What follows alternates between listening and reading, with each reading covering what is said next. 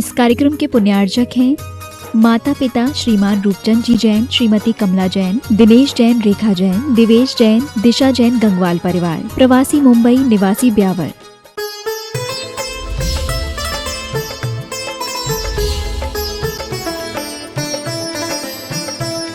शांति नाथ हो शांत कर, साता साता शांत, केवल केवल ज्योति में शांति मिटे सब शांत। सकल ज्ञान को ज्ञान से जान रहे जगदीश, विकल करें जड़ देह को, विकल करूं नमः नत शीस। बोले बीना वारा के अतिशयकारी 1008 श्री शांतिनाथ भगवान की जय हो जय हो जय हो। परम उपकारी दीक्षा प्रदाता आचार्य गुरुवर विद्यासागर जी महामुनिराज की जय हो जय हो। मुनि श्री 108 दुर्लभ सागर जी महाराज की, मुनि श्री 108 संदान सागर जी महाराज की, समस्त मुनि संघ की। इसी बीना बारा क्षेत्र पर आए थे कपड़े और लफड़े के साथ में, क्योंकि जब तक कपड़ा है तब तक लफड़ा भी है। ऐसा मान के चलो ही चलो, आप ऐसा मत मानो कि हम तो कपड़ों में भी दिगंबर हैं। वो ऐसे दिगंबर बहुत घूम रहे हैं, उनकी यहाँ ज़रूरत नहीं है, क्योंकि पहले कम से कम ये बाहरी चोला तो छूटे। तो आप लोगों को संस्मरण के लिए बहुत सारे हैं आज तो, लेकिन इतना सा तो बोल ही दे कि मूलाचार की क्लास चल रही थी और अभी जो अपने आचार्य भगवान हैं, उन भगवान ने हमसे कहा कि आप आचार्य श्री जी को, गुरुदेव को बहुत दबा चुके हो, अब ज़्यादा मत दबाओ आप, क्योंकि हमारी इच्छा इतनी थी कि आर पार की लड़ाई पे थे हम कि गुरुदेव या तो आप हमको दीक्षा दो या कुछ भी करो, आप जो करना है आपको करना है, क्योंकि हमारा सर्वस्व आपको अर्पण है। तो या समय सागर जी महाराज जी जो है निर्यापक श्रमण, उन्होंने कहा हमसे इंदौर में कि अब जो है ज़्यादा नहीं बोलना, दीक्षा के लिए बार बार ऐसे निवेदन नहीं किया जाता। ठीक है भाई, हम ऐसा कर लेंगे। उन्होंने समझाया, आप बड़े महाराज थे, लेकिन हमारे तो गले तक आई जाती है। अब जब यहाँ आए फिर वही हुड़की आती है, अब जैसे छोटा बच्चा रोता है वैसे। तो हमने अब बोली दीक्षा के लिए तो बोल नहीं सकते अपन, क्योंकि उनको वचन दे के आ गए। तो हमने उसमें लिखा 2 लाइन के पत्र में कि आपको जो अवरोध था वो तो दूर हो ही गया, उसका आप हमें प्रायश्चित दीजिए, और यहाँ मूलाचार की क्लास लग रही है कल से, उसमें बैठने की पात्रता दीजिए। ये नहीं बोला हमने कि हमको दीक्षा दीजिए, यहाँ मूलाचार की कक्षा प्रारंभ हो रही है, उस कक्षा में बैठने की हमें पात्रता दे दीजिए, ये हमारी भावना है। दीक्षा दीजिए ये हमारी भावना ही नहीं, अब ऐसी भावना नहीं। इतना लिखा तो गुरु जी होते हैं, अंतर की बात पहचान लेते हैं। और कुछ हमारा पुण्य कर्म का उदय भी आया, जो 14 साल तक गुरुजी परीक्षा लेते रहे और फिर यहाँ पर दीक्षा उन्होंने हमारी संपन्न की। और प्रथम बार इस बीनाजी क्षेत्र पर दीक्षा हुई, और प्रथम क्या, वो प्रथम बार भी था, और गुरुदेव के हाथों से तो अब कहाँ अपन लोग यानी जो है वो सौभाग्य नहीं है। तो इस प्रकार से, और गुरुदेव के संग में रहना वो अंतिम दीक्षा ही थी। ये और बता दें, क्योंकि ओम तभी बोलते हैं जब अंत होता है, या तो शुरुआत, या हम जब क्लास करते थे तो अब इन गर्मी के मौसम में, कुंडलपुर की गर्मी, तो सब महाराज जी लोग ओम ओम, क्यों अब हो गया महाराज, इतना ही पढ़ाओ, ज्यादा नहीं पढ़ सकते, गुरु जी से ये बोलते थे। तो ओमकार यहाँ पर आचार्य श्री जी ने 120वीं दीक्षा ओमकार के रूप में दी थी, वो भी यहीं के थे। ऐसे मामा और भांजा, वो भी, उनका भी पुण्य जोड़ लगा, और हम अकेले नहीं रहे, 2 हमारे साथ में आ गए। ये हमारे लिए एक बहुत सौभाग्य की बात रही। अपने संस्कार सागर जी महाराज और ओमकार सागर जी महाराज, ऐसे उन दोनों के चरणों में भी हम नमोस्तु अभी निवेदित करेंगे कि उनकी भी यह दीक्षा स्थली है, और उनका भी भाग्य जोर महाराज सबका मारे। तो जब क्लास चालू हो गई प्रदीप भैया, तो अभी प्रतिदिन हम हाइकू ले रहे हैं, और वो हाइकू 17 अक्षर है, और उसमें गुरुजी ने बहुत निचोड़ भर दिया, बहुत निचोड़। जैसे हम प्रतिदिन बोल रहे हैं, तेरी तो आंखें तेरी ओर हजार, सतर्क हो जा। ये 17 अक्षर है, मात्रा वात्रा मत गिनो। अब समय सार की एक एक गाथा, कितनी गाथा है समय सार में सुकांत भैया? 435। कितनी? कोई सी भी गाथा उठा लो, मंडलाचरण से लेके लास्ट वाली, हर गाथा का अर्थ एक ही निकलेगा, तेरी दो आंखें तेरी ओर हजार, सतर्क हो जा। पूरा समय सार उन्होंने एक हाइकू में निबद्ध कर दिया। पर की पीड़ा अपनी करुणा की परीक्षा लेती।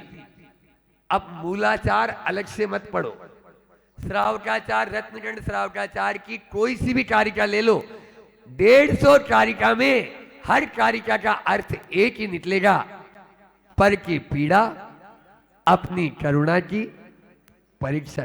चाहे सब में दर्शन अधिकार हो, चाहे ज्ञान अधिकार हो, और चाहे चारित्र अधिकार हो, कोई सा भी अधिकार हो, एक ही अर्थ आएगा, पर की पीड़ा अपनी करुणा की परीक्षा लेती।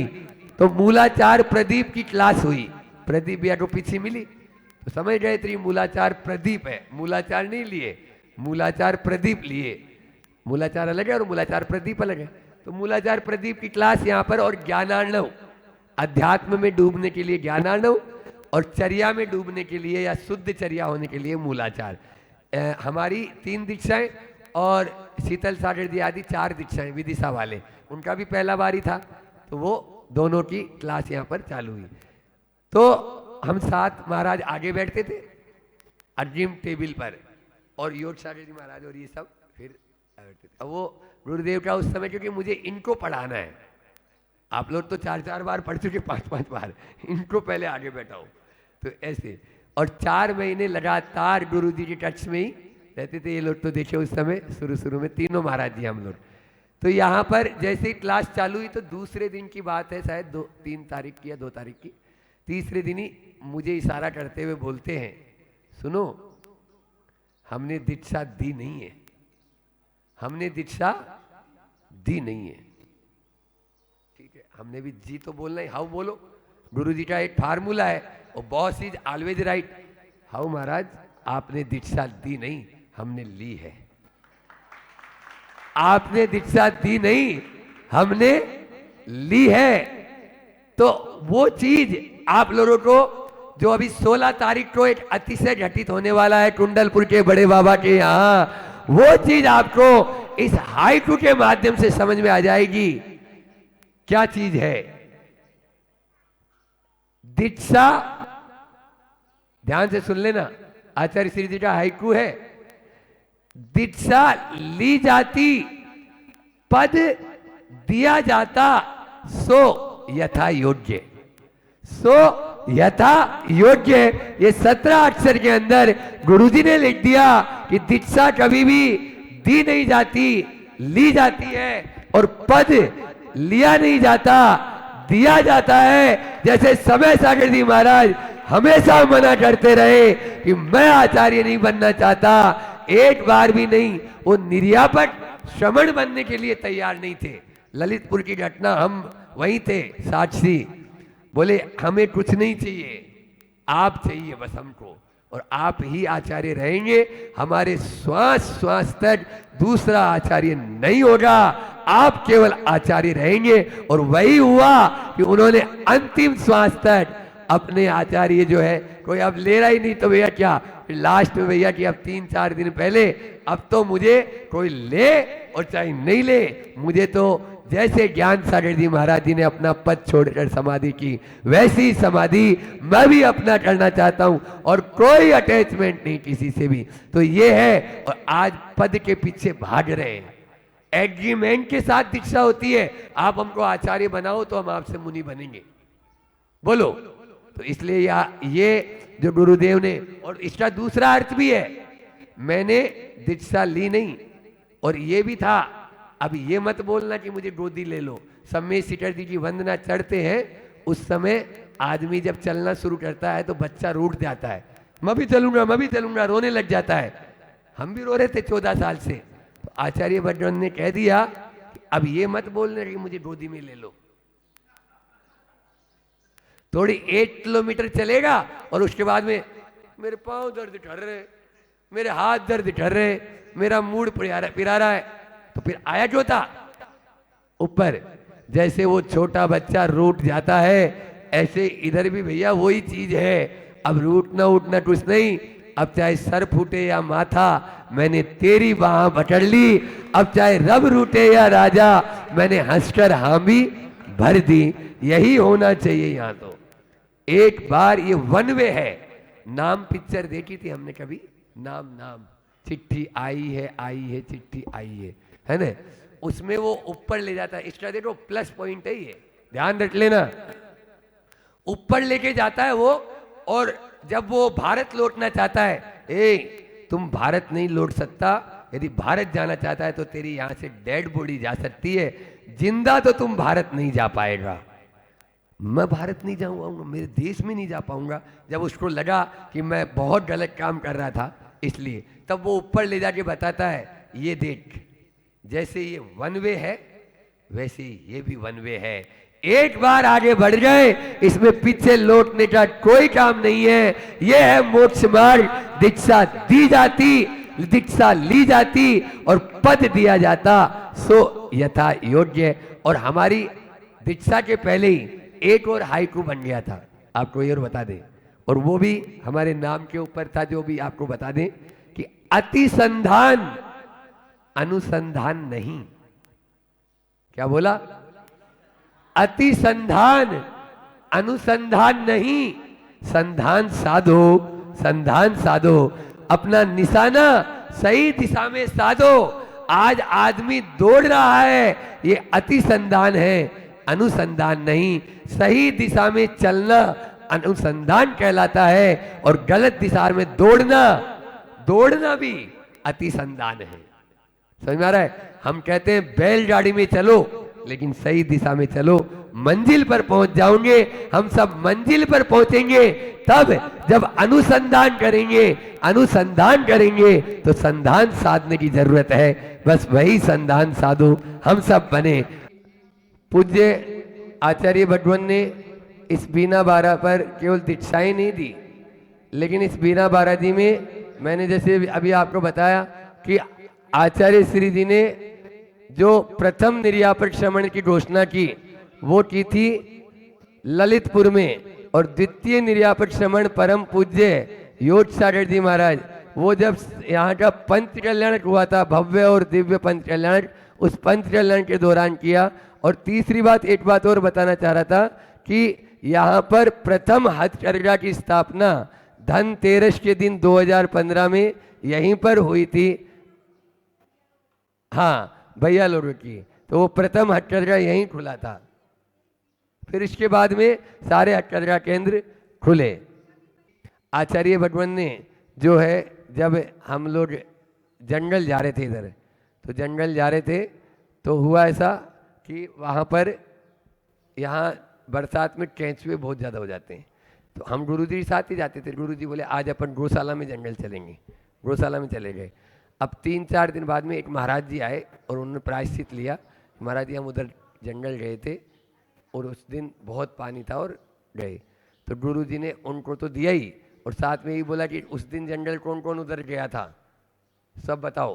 तो जितने महाराज उस दिन उधर की तरफ जंगल गए थे, उन सबको एक एक उपवास का प्रायश्चित मिला था, और बाकी इधर जो गुरुजी साथ गए थे वो बच गए थे। तो ये आचार्य श्री जी की चर्या के प्रति बहुत बहुत यानी जो है ना वो मतलब जागरूक रहते थे कि इधर अब अपन को नहीं जाना, पहले से एडवांस ही उनको। इसी तरह से एक बार वहाँ जंगल में वो डिब्बी होती है ना, डिब्बी माला की, तो माला की डिब्बी के बारे में बोले कि रात में जो है हम तीनों वहीं सोते थे गुरुजी के कक्ष में, तो उसकी आवाज़ आती थी खोलने की। अब जैसे ये इसका स्टैंड है तो ये खोलना तो पड़ता ही ना, तो चिट की, तो बोले कि अपन जो है ना माला की डिब्बी रखेंगे, अभी प्लास्टिक की है, फिर कोई चांदी की लाएगा, कोई सोने की लाएगा, तो अपन डिब्बी नहीं रखे तो चलेगा।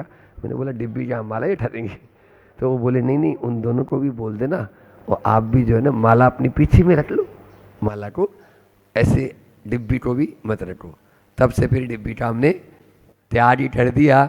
ऐसे गुरुजी जो छोटी छोटी बातों पर भी हमेशा ध्यान देकर हम लोगों को जागृत करते रहते थे, ऐसे गुरु के चरणों में अपन सब बारंबार यहीं से नमोस्तु करते हुए अहिंसा परमो धर्म प्रतिदिन एक एक हाइकू के माध्यम से आप लोगों को आचार्य श्री जी की जो अनुपम कृति है वह उससे आपका परिचय भी करा रहे हैं और उसमें जो छिपा हुआ रहस्य है उसको भी जितना हमारा क्षयोक्षम है उसके माध्यम से उद्घाटित करते चले जाते हैं। अपना भी स्वाध्याय हो जाता है, आपका भी हो जाता है।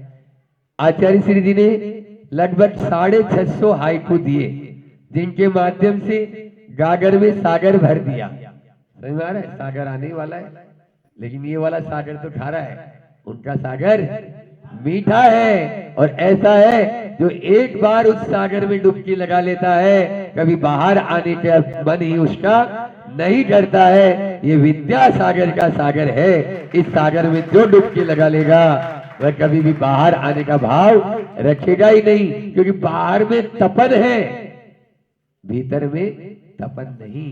वहां तो बहुत शीतलता है। आचार्य श्री जी ने 2-3 हाइकू तो ऐसे दिए जो बिल्कुल जैसे तेरी 2 आंखें तेरी और 1000 सतर्क हो जा। पूरा समय सार में 435 गाथाएं हैं। हर गाथा का सार एक ही है, तेरी 2 आंखें तेरी और 1000 सतर्क हो जा। पर की पीड़ा अपनी करुणा की परीक्षा लेती, मूलाचार हो या श्रावकाचार, हर गाथा का मूलाचार में 2000 गाथाएं हैं, प्रदीप आदि में मिला के सबका सार एक ही। हर गाथा का निचोड़ क्या? पर की पीड़ा अपनी करुणा की परीक्षा लेती। दूसरों की पीड़ा में जो मोम के समान यदि पिघले नहीं, वो हृदय नहीं, वो पत्थर है। पर की पीड़ा में मोम सा पिघलना है साधना, बाना नहीं जीवन को बदलना है साधना। ये बाना केवल मात्र हमने ओढ़ लिया, इससे नहीं। जीवन को जब तक बदलेंगे नहीं तब तक वह हमारी साधना नहीं कहलाएगी। क्योंकि बहुत अच्छी पंक्ति है, सुधरना ही साधना है। क्या बोला? सुधरना ही साधना है। बस सुधर जाए वही तो साधना है। जहां से हमारे अंदर में सुधार आ जाए वहीं पर साधना हमारी हो जाएगी। अभी एक हाइकू इसमें से भी ले लेते हैं ताकि आप लोगों को समय भी अल्प अपने पास में। पैर उठते सीधे, पैर उठते सीधे, मोही के भी पैर उल्टे पहले। बहुत सुंदर हाइकू गुरुजी ने दिया है कि पैर उठते सीधे, कोई भी पीछे की ओर नहीं चलता, पैर हमेशा आगे की ओर ही बढ़ते या नहीं उठते।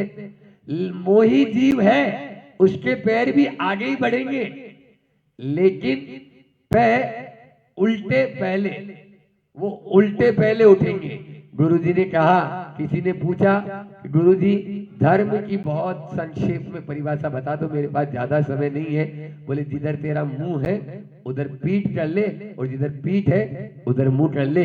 यही सबसे धर्म की शॉर्ट एंड स्वीट परिभाषा। इससे और क्या होगी? बस जिस तरफ तेरा मुंह है, तू जिधर दौड़ रहा है वो अंधेरे की ओर जा रहा है, जिधर तुझे जाना है वो उजाले की ओर जाना है। अपना गंतव्य इस तरफ है, इस तरफ नहीं। इसीलिए अपने गंतव्य को ठीक कर ले। यहाँ पर भी गुरुजी कह रहे हैं, पैर उठते सीधे, मोही के भी पहले पैर उल्टे पहले ही पढ़ते हैं। उल्टे पांव न चले, सीधे पांव चलने की कोशिश करो। अभी तो आप लोगों को जैसा विदित है, हम लोग किधर जा रहे हैं? चलो, बुलावा आया है, बोलो ना, आवाज नहीं आई। 12 तारीख को मंगल प्रवेश बड़े बाबा के दरबार में होना है। आज हम घोषणा कर रहे हैं, क्योंकि जल्दी घोषणा नहीं करते। 12 तारीख को आप सब बिलेरा वाले ही नहीं, तेंदुखेड़ा हो, चाहे गाडरवारा वाले हो, और चाहे आगे आने वाले और भी गांव बीना बारा वाले, महाराजपुर वाले भी बैठे, सब लोग कहां पहुंचना है? हाँ, हमारे साथ में 850 किलोमीटर की है यात्रा। बड़े बाबा की वह गुरु क्या बोलते हैं, क्या, बाबा खींचो मेरी ओ मेरे जीवन की डोर, बाबा खींचो अपनी ओर। बस यही भावना करते हुए एक एक कदम, पाँव में कुछ नहीं, बाबा इतने पास नजर आ रहे हैं कि जब दिल में है और गुरु जी ऊपर से अपना आशीर्वाद बरसा रहे हैं। बस वह 12 तारीख को मंगल प्रवेश और 16 तारीख को भी आपको वहां पर उपस्थित रहना है। आचार्य पद प्रतिष्ठा जो होना है, इस युग का एक नया इतिहास रचने वाला है। और शांति सागर जी की आचार्य परंपरा में समय सागर जी का वह है आचार्य पद, बड़े बाबा की छांव के तले हम सबके नेत्र उसको देखने के लिए तरस रहे हैं, प्यासे हैं कि कब वे उस पद पर आसीन हो और हम सबके आचार्य बनकर हम लोगों को सुशोभित करें। ऐसे आचार्य परमेष्ठी के चरणों में हम सब बारंबार प्रणाम करते हुए नमोस्तु करते हैं। बोलिए अहिंसा परमो धर्म की, आचार्य गुरु और विद्यासागर जी महामुनि राज की। और महिलाओं के लिए मेरे पति के अलावा जितने भी पर पुरुष हैं वो मेरे पिता और भाई के समान, बेटे के समान है।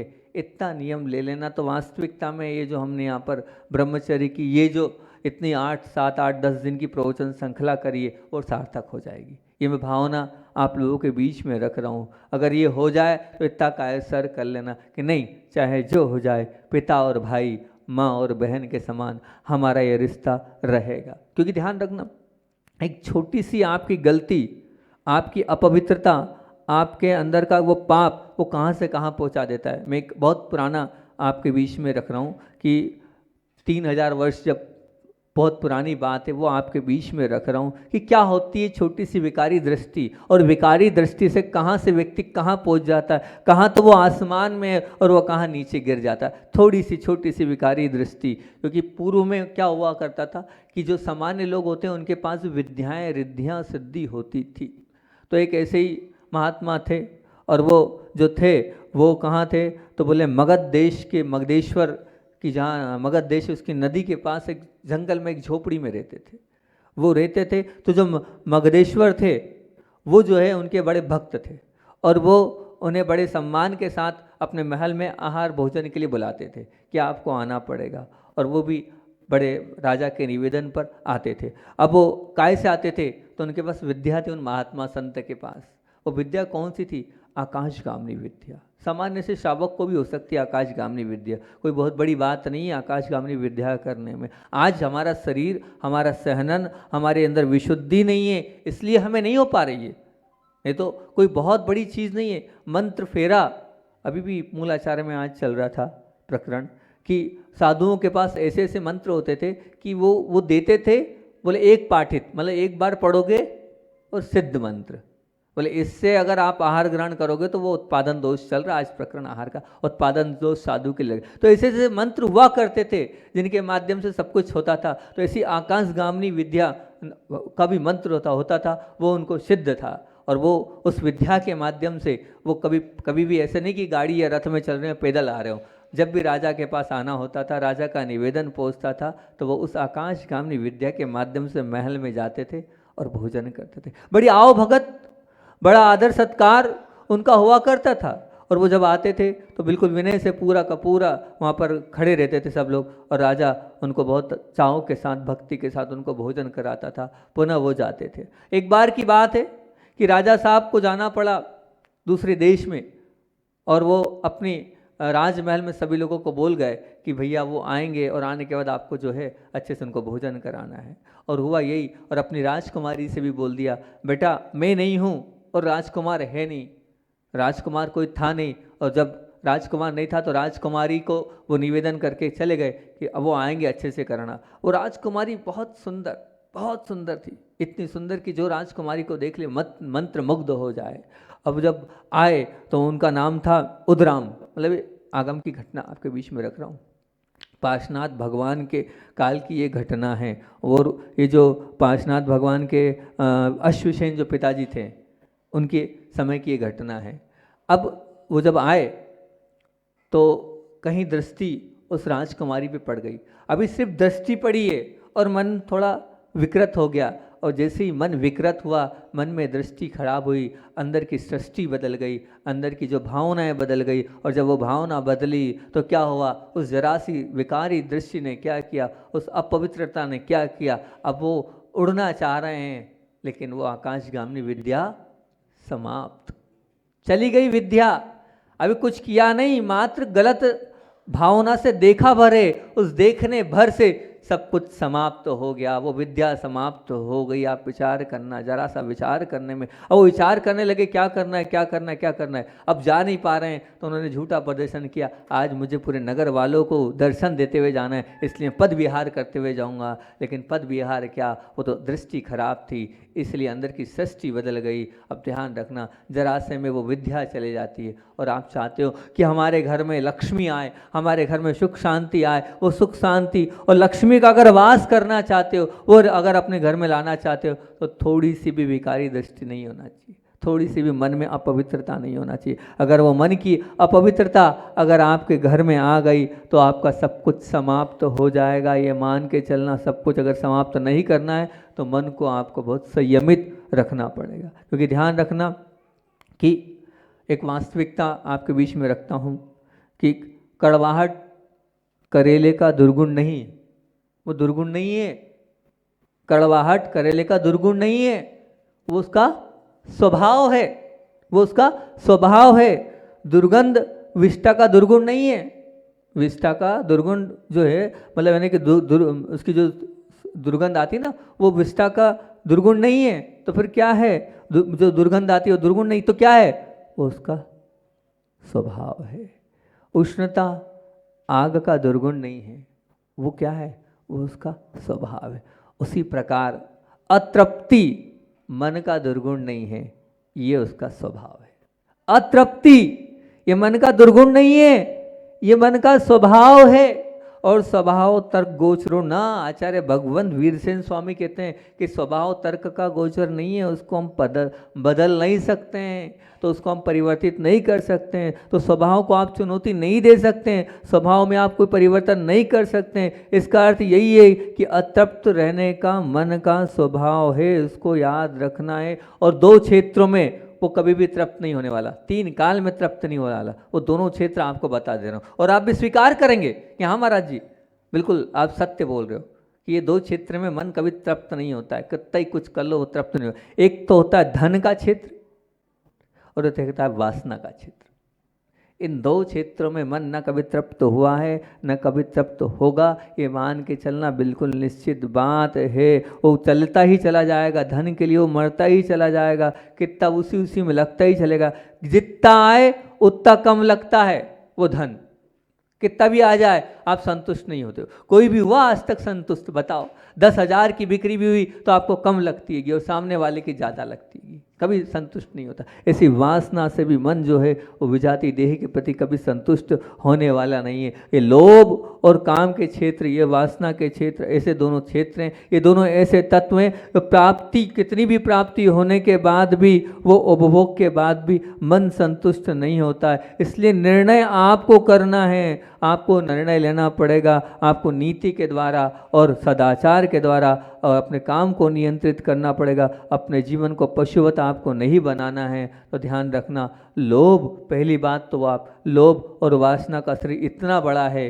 कि विश्व भर के वस्तुओं से भी ढका नहीं जा सकता है। कल भी कहा था, लोभ और वासना का शरीर इतना बड़ा है कि विश्व भर के वस्त्रों से भी ढका नहीं जा सकता है। और लोभ और वासना का दूसरी बात क्या, लोभ और वासना का दास लोभ और वासना के पात्र समय सदा दास बनकर ही रहता है, सदा दास बनकर ही रहता है। हमेशा आप ध्यान रखना, ये लोभ के सामने और वासना के सामने आपको दास बनना पड़ेगा और आप दास बन जाते हैं।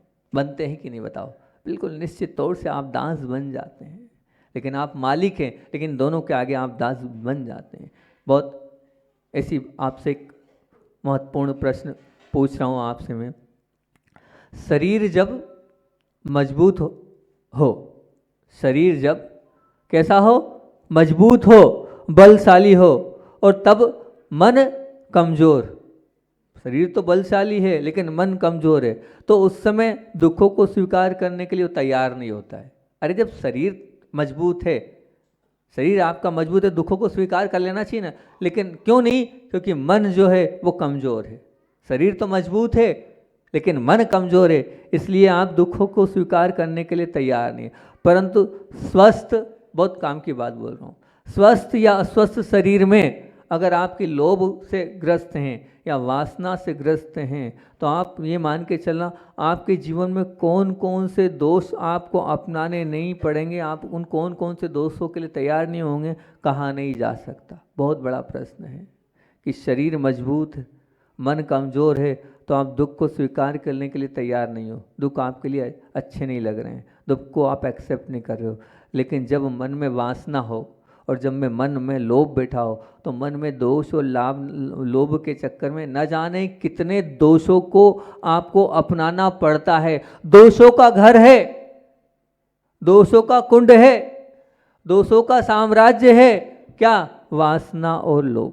बिल्कुल ये मान के चलना, वासना और लोभ दोषों का कारण है। वास्तव में जीवन के अगणित दोषों का शिकार होने से अगर आप बचा लेना चाहते हो अपने आप को, तो बस एक ही काम करो। क्या काम करो? जो सांप मदारी के वश में होता है, जो सांप मदारी के वश में होता है वो खतरनाक नहीं होता है। जो हाथी महावत के वश में होता है वो कभी खतरनाक नहीं बनता है। बस लोभ और वासना को रोके बिना आपका काम नहीं चलने वाला है। जब तक आप अपने लोभ और वासना को अपने कब्जे में नहीं रखोगे, तब तक आपका जीवन अच्छा बनने वाला नहीं है। बिल्कुल ये मान के चलना, क्योंकि ध्यान रखना, रण के मैदान में, रण के मैदान का युद्ध चल रहा है मान लीजिए, और रण मैदान का युद्ध है, शत्रु को आप निर्बलता पर प्रहार करके जीता जा सकता है। शत्रु को क्या उसकी निर्बलता है, क्या उसकी कमी है, उसकी कमी पकड़ोगे, उसकी निर्बलता पकड़ोगे तो आप जीत सकते हो। मान लीजिए निर्बलता नहीं मालूम पड़ी तो आप नहीं जीत सकते हो। रावण की क्या निर्बलता पता चली थी कि उसको कहाँ पर बाण लगेगा तब वो मरेगा? पता है नहीं पता है? कहाँ? नाभि पे। जब तक उसकी निर्बलता पता नहीं तो कुछ नहीं कर पाए। पता चल गया कि ये निर्बलता है, बस वो निर्बलता पे आप प्रहार कर दोगे तो निश्चित तौर से आप उस रण मैदान में जीत जाओगे। बस पता चलना चाहिए कि क्या कहाँ प्रहार करना पड़ेगा और कहाँ जीत होगी। इसी प्रकार लोभ और वासना से अगर आपको युद्ध करना है, लोभ और वासना से आपको यदि युद्ध करना है, तो उसकी पूर्ति के प्रयासों को छोड़ देने से जीता जा सकता है। क्या? उसकी पूर्ति, उसकी आप पूर्ति अगर करने के विचार छोड़ दोगे तो आप जीत जाओगे। लोभ और वासना की पूर्ति के चक्कर में मत रहो, और आप लोभ और वासना की पूर्ति के चक्कर में लगे रहो। लोभ और वासना की पूर्ति करते चले जाओगे, करते चले जाओगे, लेकिन वो पूर्ति कभी होने वाली नहीं है। अगर जीतना है वासना को तो पूर्ति को छोड़ दो। आप पूर्ति को एक तरफ रख दोगे तो निश्चित तौर से आप उस गढ़ से जीत सकते हो, जीतोगे। इसमें कोई किंतु नहीं, इसमें कोई परंतु नहीं, ये निश्चित। तो जीते कैसे? जीते कैसे? एक आपके जैसा भक्त पहुंच गया एक साधु के चरणों में, और साधु के पास पहुंचा, और पहुंचने के बाद उसने यही बात अपनी प्रेषित करी कि मैं ये लोभ और वासना को जीतना चाहता हूं, मैं आपके जैसा महान बनना चाहता हूं। कैसे वासना को जीतूं, कैसे अपने आप को बहुत ऊंचा उठाऊं, कृपया करके कोई रास्ता बताओ। साधक मुस्कुराने लगे, महंत जो थे वो मुस्कुराने लगे। उन्होंने कहा वो ऊपर की चोटी दिख रही है? बोले हाँ वो दिख तो रही है। जैसे आपने देखा होगा मांगी तुंगी की वो चोटी, मांगी की और तुंगी की, बड़ा पसीना आ जाता है चढ़ने में, मांगी और तुंगी की उस चोटी को चढ़ने में। अच्छे अच्छे जो है हाफ जाते हैं उस चोटी को चढ़ने। बोले वो चोटी दिख रही है, ऐसी चोटी थी? बोले वहाँ जाओ और होके आओ। तो उससे क्या होगा? बोले होके तो आओ, वहाँ जाओ वहाँ होके आओ। ठीक है, गुरु हैं, महंत हैं, उनकी जो बात है उसको हमने स्वीकार कर ली। और वो चले गए ऊपर, और ऊपर से नीचे आ गए। बोले आ गए? हाँ। क्या अनुभव हुआ? बोले कुछ नहीं, वैसे जैसा आपने कहा होके आ गए, बस थोड़ी बहुत थकान हुई, कोई नहीं, कोई विशेष नहीं है। हमें कुछ लगा कुछ होगा कुछ होगा, इस होप के साथ हम चढ़ते जा रहे थे, वहाँ पहुँचे, कुछ मिला नहीं और नीचे आ गए। ठीक, कोई बात नहीं, कल आना। अरे आपने बोला था, अब कल तो आना, आज थक गए हो इसलिए आज ज़्यादा कुछ नहीं, कल आना, थकान पूरी निकाल कर, आज रात्रि विश्राम कर लेना, सुबह से शाम हो गई है, कल आना। ठीक है। अब वो जो सज्जन थे वो कल भी आ गए। कल आने के, हाँ साहब आपने हमसे बोला था अपनी इस वासना को मुझे जीतना है, तो क्या करना है? वो पत्थर दिख रहे हैं 5 6, कितने हैं? 1 2 3 4 6 हैं। बोले पत्थरों को अपने ऊपर रख लो। अपने ऊपर रख ले? हाँ। बोले इन 6 पत्थरों को लेकर ऊपर चढ़ना है, और जब इन 6 पत्थरों को लेकर ऊपर चढ़ पाओगे तब फिर वहाँ आपको उसका रास्ता मिल जाएगा। कैसे साधु ने कल ऐसे चढ़ाया, अब ये 6 पत्थर लेके चढ़ाना, इतने भारी भारी पत्थर कैसे चढ़ूँगा? आपको रास्ता चाहिए ना? हाँ चाहिए तो सही, तो बस ये लेके जाओ, ऊपर तक चढ़ना है। मैंने कहा ठीक है, कह रहे हैं तो मान लेता हूँ, स्वीकार कर लेता हूँ इनकी बात को। और वो जो पत्थर थे उन पत्थरों को प्रयास किया लेकर, जैसे तैसे वो चढ़ने का प्रयास किया, लेकिन पत्थर तो पत्थर होते हैं, चाहे कुछ भी हो, इतनी ऊपर चढ़ सकता क्या? थोड़ा ऊपर चढ़ा, हाफ गया, एक पत्थर नीचे उतार दिया। फिर ऊपर चढ़ा, हाफ गया, अब नहीं बन रही भैया, नहीं चाहिए ऐसा हमें तो, लेकिन ठीक है एक और उतार दिया। फिर थोड़ा ऊपर गया, फिर तीसरा भी उतार दिया। आधी दूर पहुंचा, अब नहीं बन रहा है, अब नहीं, लेकिन अब थोड़ा सा तो बचा है, थोड़ा सा तो बचा है, उसे चौथा भी उतार दिया। फिर थोड़ी ऊपर पहुंचा, 5वां। अब इतना थक चुका था कि जो 6वां पत्थर था उसकी हिम्मत नहीं थी कि वो भी लेकर ऊपर तक पहुंच सके, बिल्कुल नहीं। तो अब उसने कहा भाड़ में जाए, नहीं चाहिए मुझको रास्ता, ये 6वां पत्थर भी मैंने पटक दिया, लेकिन इतनी ऊपर आ गया तो ऊपर तो चलूँ, हो सकता है कुछ मिल जाए। ऊपर पहुंचा, पहुंचने के बाद मिला तो कुछ नहीं, फिर नीचे आया, लेकिन आँख बबूला था वो कि हुआ क्या। पहले तो बोले क्यों, 6 पत्थर का क्या किया, वहाँ तक पहुँचे? बोले कैसी बात कर दी, इतने भारी भारी पत्थर बोल रहे हो और ऐसे कैसे ऊपर चढ़ जाएंगे, ऐसी कौन सी परीक्षा ले रहे हो आप? तो बोले ये नहीं, मेरे से नहीं हो पाया, वो 6 पत्थरों को मैं जो है वो नहीं चढ़ा पाया। और पर लेकिन पर आप ये बताओ कि आप ऊपर तो पहुंच गए ना? बोले हाँ ऊपर तो मैं पहुंच गया, ऊपर में कोई दिक्कत नहीं, वहाँ तक हो आया मैं, लेकिन कब पहुँचे? पत्थरों को ले जाकर? बोले नहीं पत्थरों को तो नहीं ले जा पाया मैं, पत्थरों को तो आपको बोल तो रहा हूँ मैं, एक एक करके मैंने उतार दिए पत्थर, तभी ऊपर पहुँच पाया ना? हाँ तभी ऊपर पहुँच पाया, लेके तो नहीं पहुँच पाया ना? बोले नहीं लेके नहीं पहुँच पाया, लेके तो बहुत प्रयास किया लेकिन नहीं पहुँच पाया। मतलब ये स्वीकार कर रहे हो कि पत्थर के साथ आप ऊपर नहीं चढ़ पाते? बोले हाँ पत्थर के साथ तो मैं ऊपर नहीं चढ़ पाता, ये तो स्पष्ट बात है, मैंने बहुत हिम्मत करके वहाँ तक प्रयास किया। तो बोले ध्यान रखना, तुम्हारे अंदर भी 6 पत्थर हैं, तुम्हारे अंदर भी 6 पत्थर हैं, इन 6 पत्थरों को तुम्हें निकालना पड़ेगा। जब तक ये 6 पत्थर एक एक करके नहीं उतारोगे तुम ऊपर नहीं चढ़ सकते, वासना बिल्कुल तुम्हारी समाप्त हो जाएगी। लेकिन ये 6 पत्थर अंदर से निकाल दो। मेरे पास कौन से 6 पत्थर हैं? कहाँ? बोले हैं ना। बोले कौन कौन से? सबसे पहला पत्थर है स्पर्श इंद्रिय, उसको फेंक दो, उसके विषयों को फेंक दो। दूसरा है रसना इंद्रिय, इस पत्थर को फेंक दो, निकाल दो, है ना। तीसरा है घ्राण इंद्रिय, इस पत्थर को फेंक दो। चौथा है ये चक्षु इंद्रिय, इस पत्थर को निकाल कर अलग कर दो। अब 5वां कौन सा है? कर्ण इंद्रिय, संगीत जो सुनने की आदत है की। बोले इस पत्थर को भी निकाल कर फेंक दो। और 6वां जो है वो सबसे महत्वपूर्ण पत्थर रखा है, वो सबसे पहले हटाना जरूरी है, और जब तक नहीं हटेगा तब तक कुछ। बोले कौन सा 6वां? मन। ये 6 पत्थर जब तक तुम अपने जीवन से बाहर नहीं करोगे तब तक नहीं, क्योंकि इन 6 पत्थरों के माध्यम से तुम मार रहे हो, और हो क्या रहा है, वो रिटर्न तुम्हें पत्थर का जवाब पत्थर से मिल रहा है।